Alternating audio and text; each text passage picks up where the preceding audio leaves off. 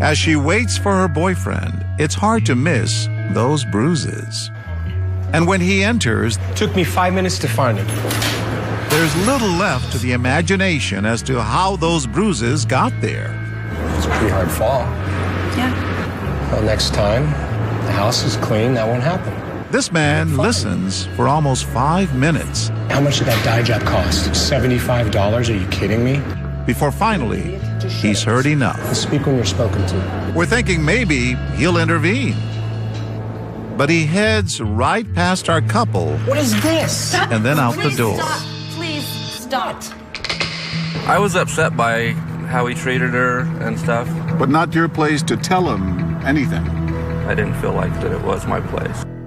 Hold on. We start rolling again, Tell you what, I am on my last nerve with you. and more than 7 minutes go by with barely a glance from this man. Our actor, meanwhile, pretends he's reached his boiling point You know what?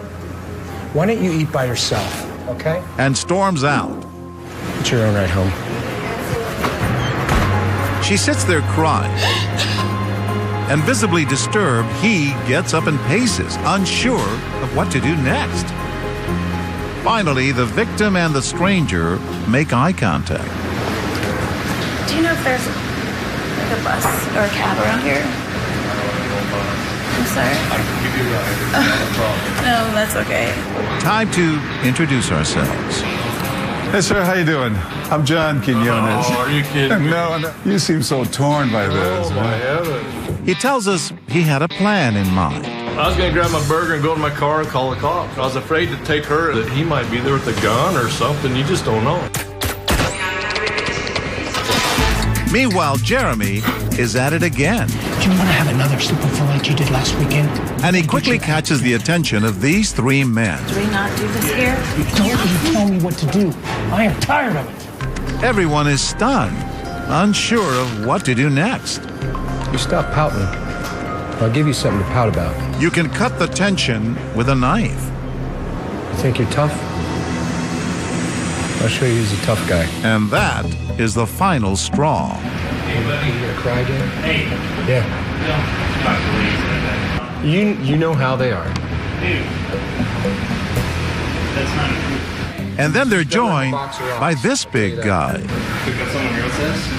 What's that? Step outside for a minute. Time we get home, we are gonna have a vigorous conversation. You okay? You wanna try giving me a black eye? Well, we're not about to let that happen. How you doing, sir?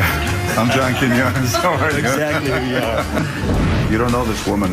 No, don't need to. I was raised in a good house that knows how to treat women. You jumped in right away. I didn't have to hear a lot to know, and then when she turned her face and I saw her eye, that kind of filled in the blanks for me there. So. Pretty impressive, but we haven't seen anything yet. As the lunch crowd rolls in, Jeremy is at it again.